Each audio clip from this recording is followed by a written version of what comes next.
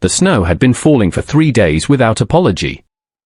Ilarikas found him face down in the creek bed at the edge of her property, half submerged in water so cold it had already begun its work on him, turning his fingers the color of old ash, stealing the warmth from his neck in slow, patient increments. The creek itself was barely a whisper this time of year, January having stripped it down to its bones, and yet it had been enough to trap him. His horse was gone. His rifle was gone. What remained was a large man, broad-shouldered and bearded, with a gash along his left temple that had frozen into a dark seam against the skin. Ilara stood at the bank for only a moment. She was not a woman who deliberated long over what was necessary. She called back to the house. "Thomas! Bring the rope and the mule blanket. Now!"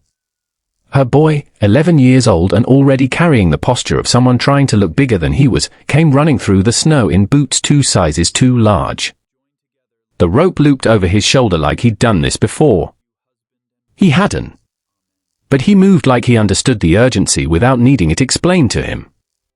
Together, mother and son hauled the man out of the shallow creek, his body moving with the dead weight of someone who had given up the fight but had not yet received the news that the fight was over. Ilara pressed 2 fingers to his throat. A pulse, slow, stubborn, faint as a moth's wing against glass. "He alive?" Thomas asked. "Enough," she said. She did not know his name. She did not know where he had come from or what had happened to him or what kind of man he was beneath that frozen beard and those cracked lips. She knew only that he was alive enough to save, and that was the only question she'd ever needed answered before she got to work. If this story already has you feeling something, hit that subscribe button right now and ring that bell so you never miss what comes next. Drop your city in the comments below. I want to see just how far this story travels. Now, settle in, because this one is going to stay with you. They dragged him to the house on the mule blanket, Ilara pulling from the front and Thomas pushing from behind, his boots digging furrows in the snow. The younger girl, May, 8 years old, with her mother's dark eyes and her dead father's stubborn jaw, held the door open and said nothing. Only watched with that particular stillness children develop when they've seen enough hard things to know that more words don't always help. The house was not a welcoming place. It had been slowly losing its battle with the elements for the better part of 2 years, since the fever had taken Daniel Cass in late autumn and left Ilara to manage 40 acres, 2 children, 1 mule, and a roof that leaked in 4 separate places whenever the snow thawed. The front window was patched with oilskin where the glass had cracked. The floor near the hearth was warped from a water leak that had never been properly repaired. The walls held the smell of wood smoke, dried herbs, and something underneath, the particular exhaustion that settles into a place when the person keeping it alive is running on half a tank of everything. Ilara had done her best. She'd chinked the worst of the drafts with strips of old flannel. She kept the hearth burning through the night. She'd patched the oilskin twice. But the house wore its hardship plainly, the way a working horse shows its years not in one single wound but in the accumulation of small, unhealed things. They put the man on Daniel's old cot near the fire. Thomas pulled off the frozen boots, a process that took effort and produced a smell that made May wrinkle her nose and retreat 2 steps. Ilara wrapped the man in every blanket she had, then filled a stone bottle with hot water from the kettle and pressed it against his feet.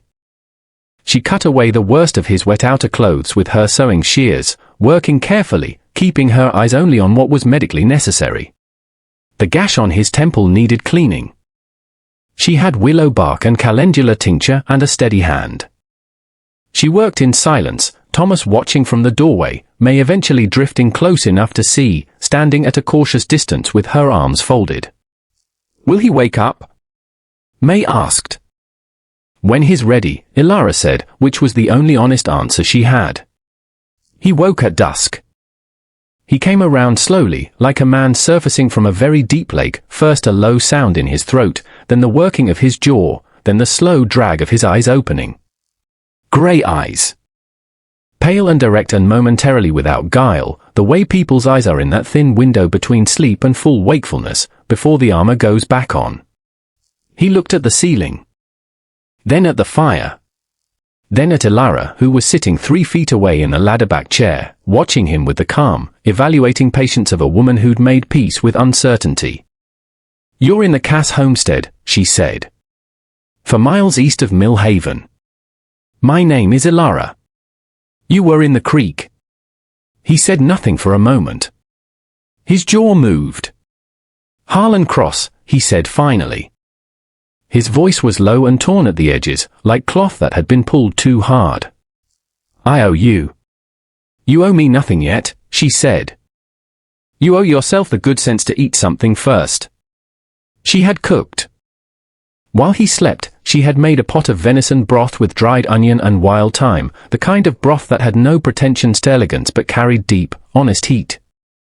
She ladled it into the tin cup she usually reserved for guests, a category that had seen no use in 2 years, and brought it to him, helped him sit up enough to hold it. The children ate at the table.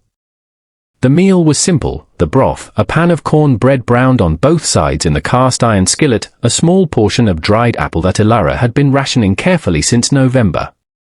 She gave Harlan the largest piece of corn bread without comment. Thomas noticed this and said nothing. May noticed Thomas noticing and also said nothing. There was a particular language of silence in that house, a whole vocabulary of small observations and held-back questions. Harlan ate slowly, with the concentrated focus of a man reacquainting himself with the concept of warmth. He wrapped both hands around the tin cup and held it between sips, as though afraid it might be taken away. He looked at the corn bread like it was something finer than it was. "Good," he said, when Ilara asked if it suited him. "It's what we have," she said, not apologetically, just plainly. "That's what I mean," he said. After supper, Thomas did the washing up without being asked, which was unusual enough that Ilara took note of it. May sat by the fire and worked on a piece of mending, a sock with a hole worn through the heel, her tongue pressed between her lips with the effort of the needle. Harlan watched the room from his cot with those quiet grey eyes, taking inventory of things the way a man does when he's trying to understand a place. He didn't speak unless spoken to. He didn't ask questions that weren't his to ask.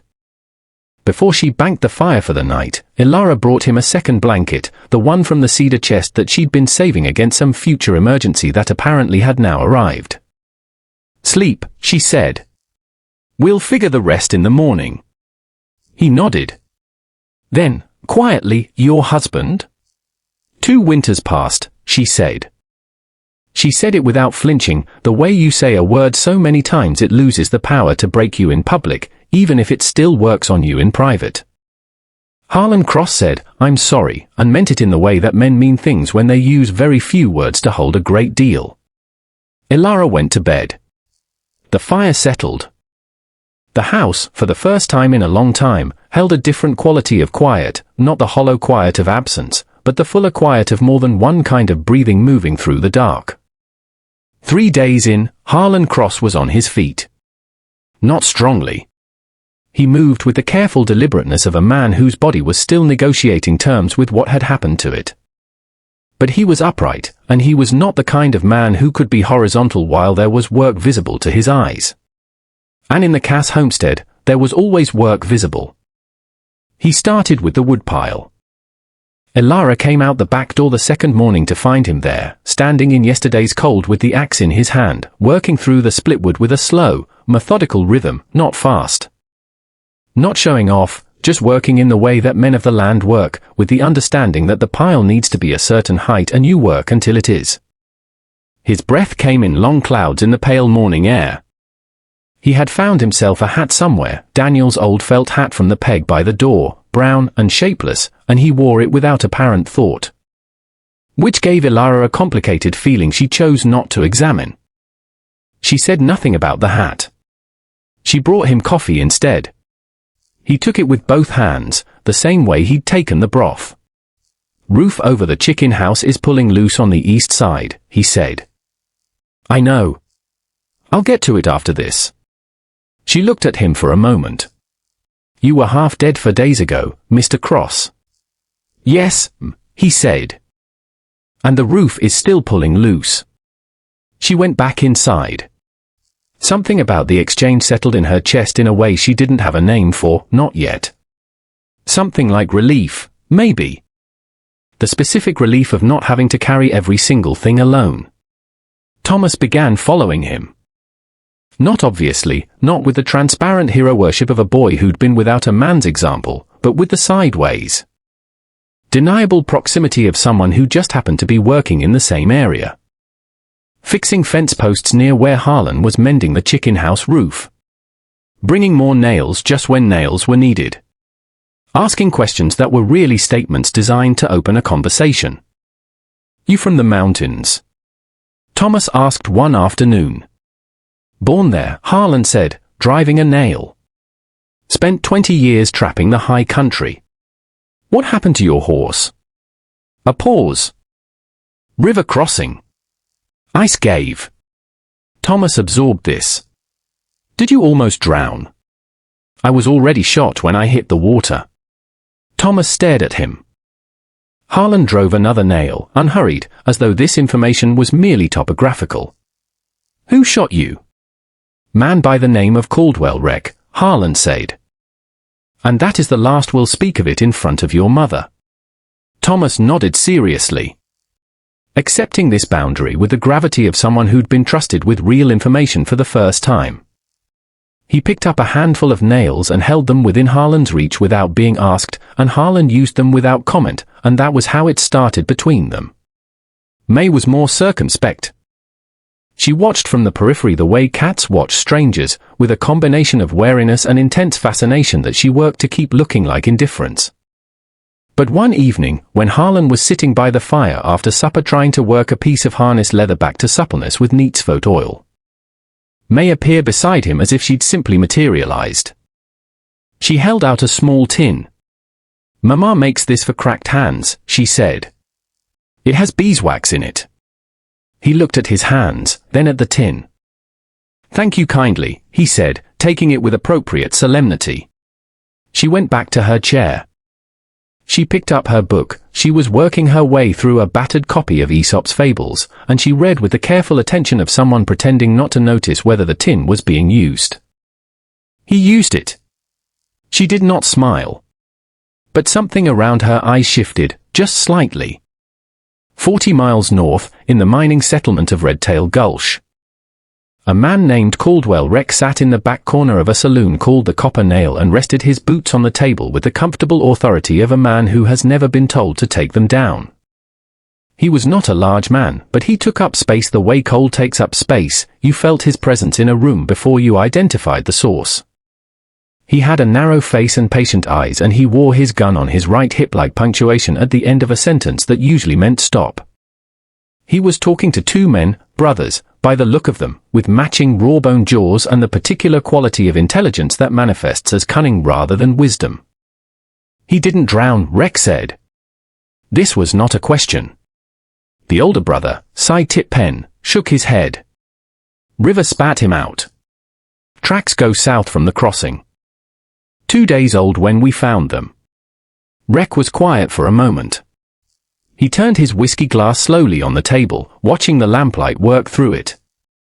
"Harlan Cross is a hard man to kill," he said, not admiringly. "I'll need to know where he's resting." "South of the crossing. Could be anywhere between here and Millhaven." "Then start in Millhaven."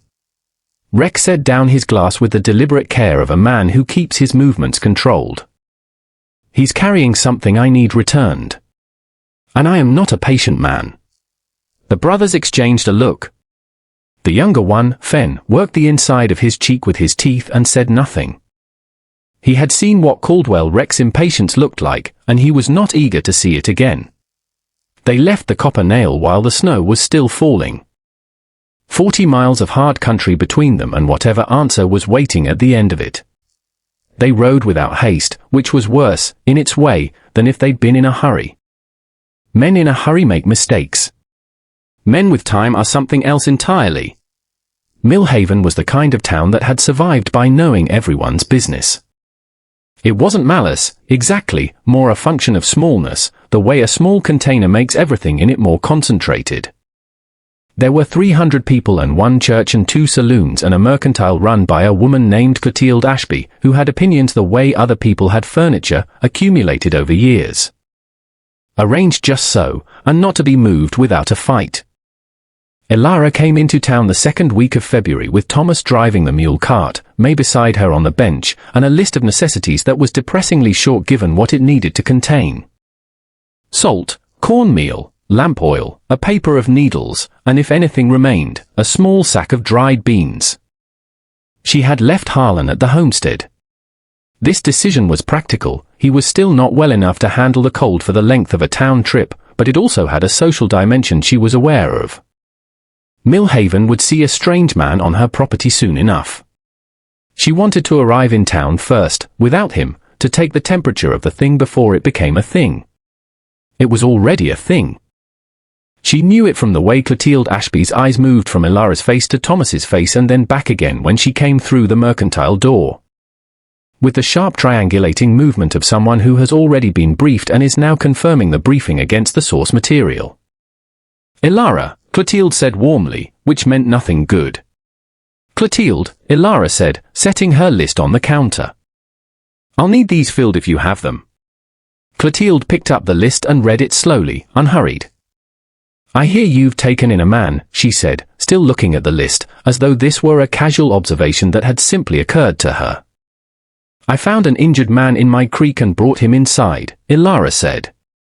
"Same as any person would." Clotilde set the list down. "Any person, yes. Though some would say there's a difference between what any person might do and what a widow woman alone with 2 children ought to do." May was looking at a glass jar of peppermint sticks near the window. Thomas was studying the floor. Neither appeared to be listening, which meant both were listening with great intensity. "I'm sure some would say that," Elara said. She kept her voice level and pleasant the way she kept the edge on a good knife, through regular, deliberate attention. "But I'd be interested to know what those same people would suggest I do instead. Leave him in the creek? I expect they'd have something to say about that too." Clotilde's mouth pursed and relaxed. She was not, at her core, a cruel woman. She was a woman who lived in a small place and had learned to manage fear through information, the same as most of them. "I only mean to say that talk travels faster than good intentions," she said, softer now. "People are asking what a mountain man wants on the Cass place. Whether he's planning to stay. He's recovering," Elara said. "What he does after that is his own business." She paid for her goods. Clotilde helped Thomas carry the heavier parcels to the cart without being asked, which was her way of apologizing without apologizing. But on the way out, they met Reverend Gale Foster on the steps of the mercantile, a compact man in a black coat who carried himself with the specifically weaponized version of Christian concern that made people feel judged while being told they were only being prayed for. He had 2 women from the ladies' auxiliary behind him like witnesses. "Mrs. Cass," he said. "I wonder if I might have a word." "I'm sure you'll have several," she said pleasantly. He looked briefly startled, then collected himself. "There's some concern among the congregation about the situation at your property. A man of unknown character living in close quarters with Mr. Foster," Elara said. Her voice had not risen and would not rise. This was perhaps the most unnerving thing about Elara Cass in a confrontation. She never gave anyone the satisfaction of her losing composure. "I have 2 children to feed and 40 acres that need tending come spring. A man who knows how to work and who has shown nothing but courtesy to my family is currently mending fences and chopping wood on my property. If the congregation would like to come up and inspect the sleeping arrangements, they are welcome to make the trip. It is cold and the road is bad, and I suspect they will find a cot by the fire and a woman in her own room with the door latched, which is exactly what is there to find." She paused. Was there anything else? Reverend Foster's jaw worked. One of the women behind him, younger one, looked briefly like she wanted to applaud, then rearranged her expression. "Only that the church is available should circumstances, should a formalization be appropriate," he managed. "Good day, Reverend," Elara said, and got in the cart. They rode half a mile in silence before Thomas said, "What did he mean by formalization?" "He means he thinks I ought to get married if I'm going to have a man about," Ilara said. Thomas thought about this. Is he wrong? Ilara looked at the road ahead, white and hard and long. He's not entirely wrong, she said quietly. He's just not the one whose opinion I need to hear it from. Harlan heard about the town trip the way he heard most things, not in a direct telling but in the accumulation of small clues. The particular set of Ilara's shoulders when she came in, the way Thomas was quieter than usual at supper, the way May had a peppermint stick she was eating very slowly. With the careful rationing of someone who had been given a small luxury and intends to make it last. "Town gave you trouble," Harlan said. He was helping Ilara stack the supplies in the corner by the window, not asking, just stating what he'd read.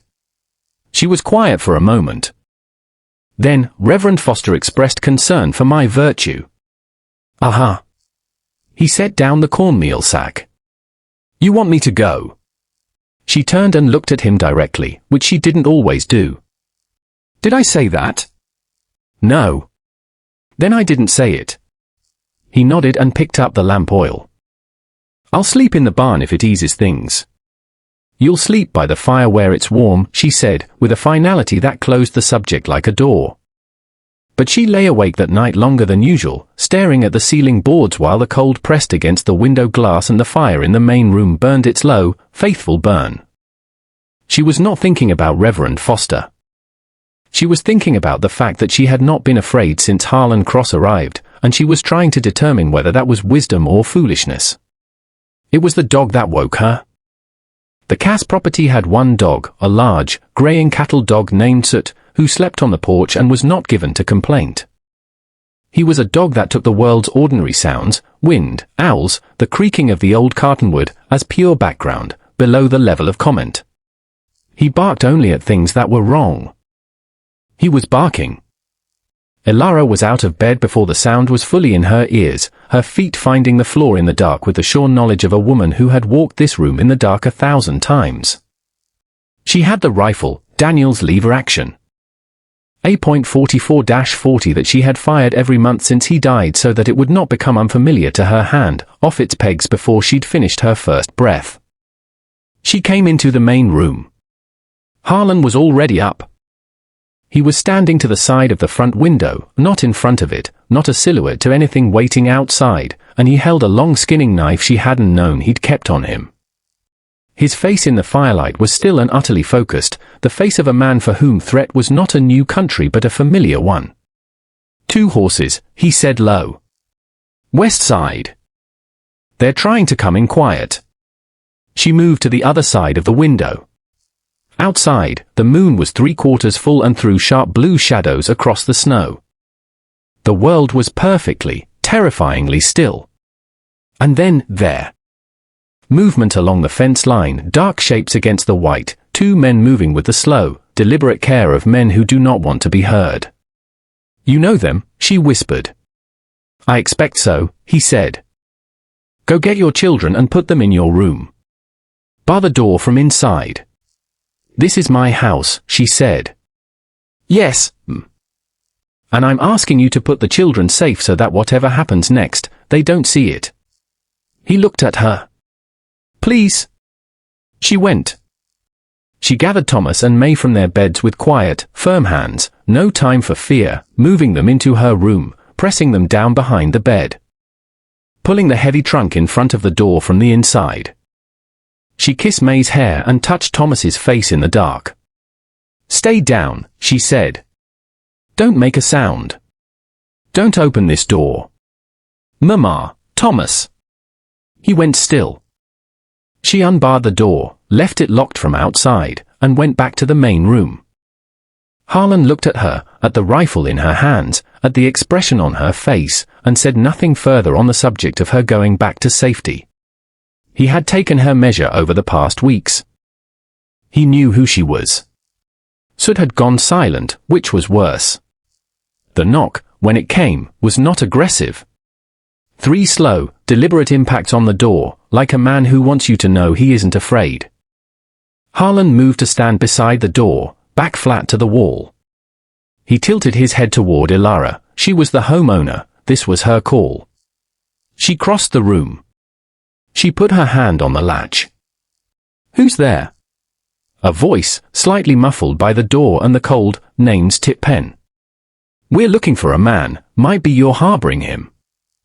"Big fella, mountain trapper, goes by Cross." "This is the Cass homestead," Ilara said. "There's no one here but me and my children." A pause. "I don't want any trouble. We'll just have a look around the property and be on our way." "You won't," she said. "You'll ride off my land tonight, and you'll do it in the next 60 seconds, or you'll find out that I am a very good shot and a very poor host." Another pause, longer. She heard movement outside, men moving, consulting in low voices, the specific quality of men deciding whether they want to test a door or not. Then, from much closer, right outside the door, a different sound, the lifting of the latch from outside, slow and exploratory, testing whether it was barred. It was barred. But the bar was old oak and the hardware was tired, and whoever was on the other side had begun to apply steady, patient pressure. Harlan moved without sound, 2 steps, and drove the blade of the skinning knife through the gap between door and frame and into the wood just below where a man's wrist would be if he had his hand on the outer mechanism. He did not stab anyone. He planted the blade as a declaration, a statement in steel that said, "I am here, and I know exactly what I'm doing." The pressure on the latch released immediately. There was a sharp intake of breath from outside, and then the sound of boots in snow moving fast, retreating, 2 sets of hoofbeats picking up and heading north. The house held its breath. Ilara stood with her rifle still at her shoulder for a full 30 seconds after the sound had faded. Then she lowered it. Her arms were trembling slightly, not from fear, exactly, but from the particular cost of held intensity releasing itself. Harlan pulled his knife from the door. He stood with his back to her for a moment, and she could see the deliberateness with which he was breathing, drawing it down from wherever confrontation takes a man's breathing. Then he turned. "They'll report back," he said. "Rek will come himself this time." She looked at him. At his face, which told her a great deal more right now than it usually did. "Then we need to talk about Caldwell, Rek," she said. "Yes," he said. "We do." They talked until the fire was nothing but coals, and neither of them thought about sleep. He told her everything, the guide contract, the maps, the mountain route that Rek had paid him to show, and then tried to silence him over rather than see the information shared. He told her about a document, a territorial survey he'd copied with his own hand and kept, that proved Rek's claim on 3 mining leases was fraudulent, built on falsified surveys. It was folded inside his boot when she found him in the creek. It was currently in the lining of his bedroll. "That's what he wants back," Harlan said. Ilara looked at the fire. "Then that's what we need to get to the right people before he gets to you." He looked at her. Something moved in those grey eyes, something that had not been there in the first days, something that had thawed along with everything else. "Why are you doing this?" he said, quietly. Not ungratefully. Just genuinely puzzled by generosity, the way some men are when they have gone too long without receiving it. She was quiet for a moment. "You chopped more wood than we'll burn through March," she said finally. "And you found where May's cat had gotten up in the hay loft and brought it down without being asked. You're not a complicated puzzle, Mr. Cross." He looked at the floor. "Harlan," he said. "Harlan," she agreed. The circuit judge, a man named Theodore Harmond, came through Millhaven every 6 weeks, and his arrival was 11 days away. 11 days was a long time when Caldwell Rek was a motivated man with money and a short temper and no particular reluctance about using either. It was Thomas who proposed the first part of the solution, in the accidental way that children arrive at practical truths by thinking about them purely. He said over breakfast, "If you were married to Mama, then Mr. Rek couldn't do anything to the property because you'd be family and the law would have to see you together." The kitchen went very quiet. May's spoon stopped moving in her oatmeal. Ilara looked at the table. Harlan looked at Thomas with the calm attention he gave most things. "That's a fairly sophisticated bit of thinking for a boy your age," he said. "Papa used to say the law isn't always fair, but you can learn to use it fair," Thomas said. Harlan set down his coffee. He looked at Elara. She looked back at him. "I am not a romantic woman," she said carefully. "I am a practical one. I buried a good man and I've kept this place running without sentiment for 2 years. I'm not asking for anything that isn't freely offered. And I wouldn't have a man feel trapped by circumstances. And I am not a man who does things he doesn't want to do," Harlan said, with the same even quiet. "I've been free in the mountains half my life. I know what trapped feels like. This isn't it." He paused. "This is the first place I've sat down in 20 years that felt like somewhere a man could actually breathe." She looked at him for a long moment. May had slowly set her spoon down and was watching with both elbows on the table and her chin in her hands, apparently all pretense of not caring abandoned.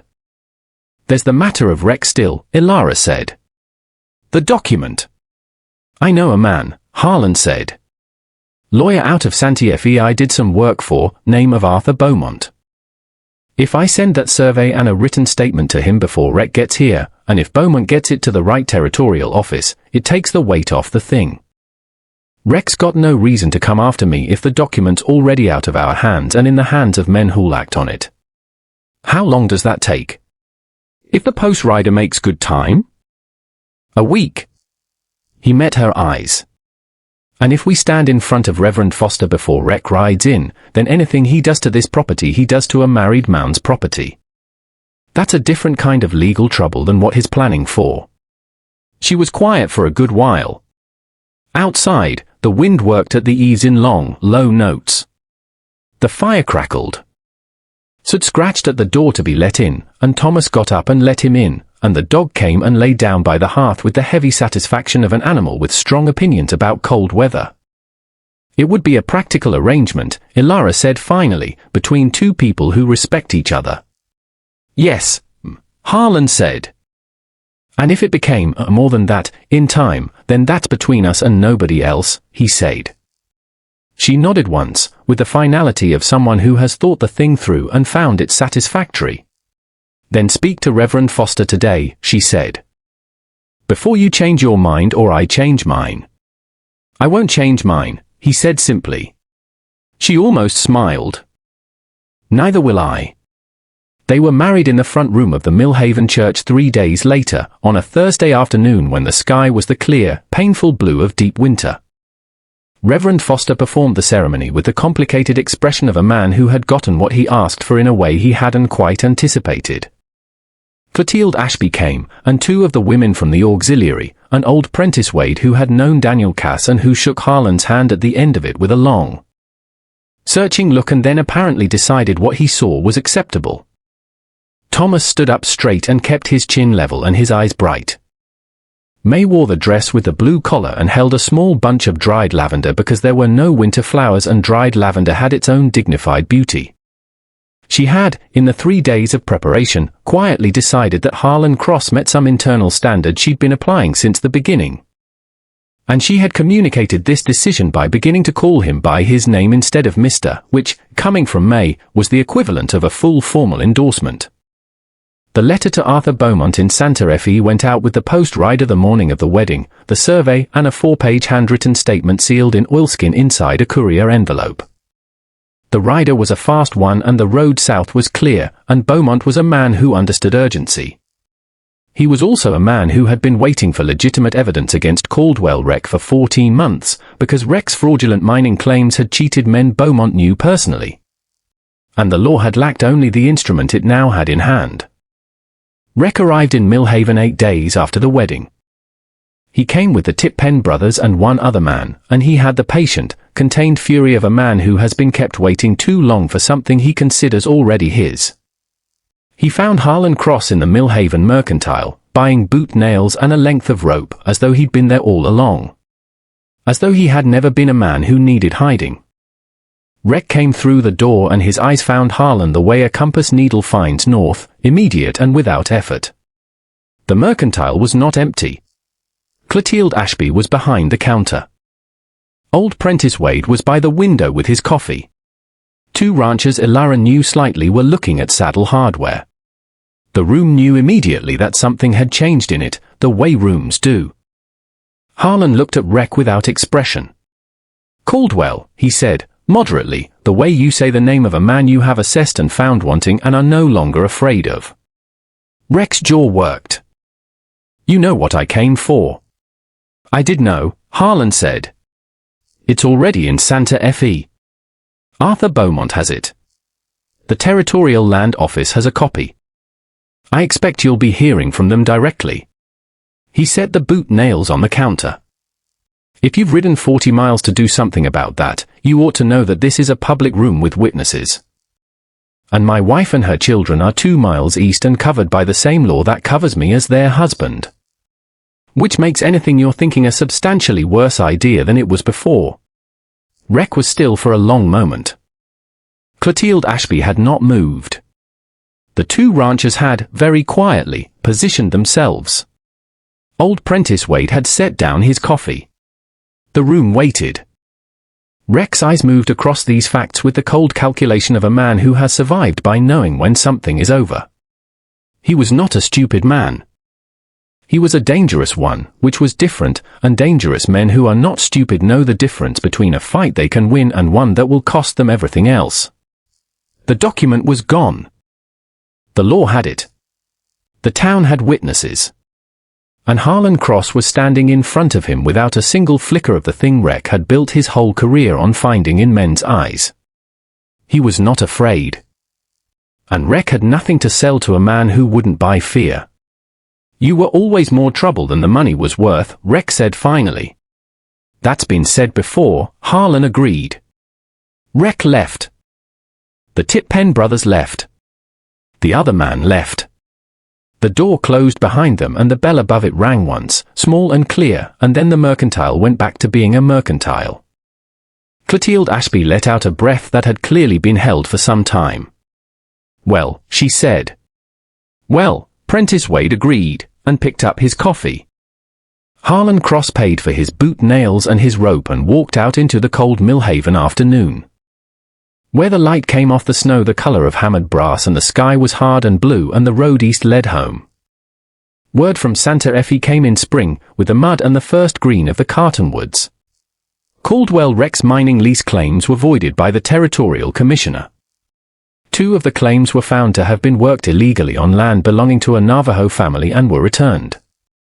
The 3rd was seized by the Territory and sold, the proceeds directed to the men whose original surveys Rec had falsified.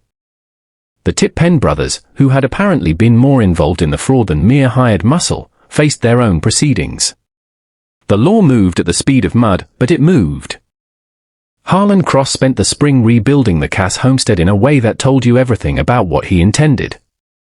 He replaced the cracked window glass, rode 20 miles to get the right pane, measured twice before cutting. He fixed the warped floor in front of the hearth with new lumber, fitted and sanded and laid down even. He rebuilt the fence lines along the creek in the good, double-brace style that would hold for 20 years. He taught Thomas how to track, how to read weather in the shape of clouds, how to build a fire in wetwood and how to set a leg on an injured animal. He taught him these things without fanfare, the way a man passes knowledge, doing it while doing something else, conversation that looks like work. May one afternoon brought him a piece of paper on which she had written something in her careful, looping hand. She presented it to him with the gravity of a papal document. It read, "A man who fixes what is broken without being asked is a man worth keeping." Aesop, probably, he read it. He looked at her. "Aesop didn't write that," he said. "No," she said. "I did. I put his name because it sounded better." He folded it carefully and put it in his shirt pocket. May walked back to the house with the elaborate dignity of someone who has not just done a very vulnerable thing. Elara watched from the garden, her hands in the dark spring soil, and she let herself feel what she had been careful not to rush. What she had been tending at the same patient pace she tended everything that needed time, something warm, something sure, something that had grown in the cold and survived it and was now, tentatively, magnificently, beginning to flower. There is a particular kind of grace that does not announce itself. It arrives at your door half frozen and asks for nothing, and then slowly, through the accumulation of small and dignified acts, it becomes the shape of everything good you were afraid to hope for.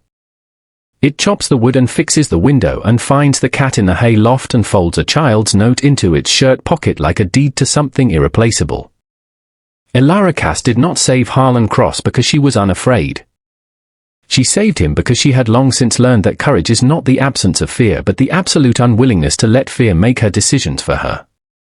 She pulled a dying man out of a creek in January because that was the right thing, and the rightness of it was sufficient reason. And Harlan Cross did not fall in love with a widow and her children because he was looking for somewhere to land. He fell in love with them the way rivers fall through stone, without intention, simply following the most honest path available until something opened and let him through. The things we survive do not have to define us by their damage. Sometimes the ice breaks and the water runs clear and the ground on the other side is softer than anything you remember, and you plant something there, in that opened earth. And what grows is stronger than what stood before. The Cass homestead stood another 40 years. 3 generations learned to read by that fire. The woodpile was never low. That is all. That is enough.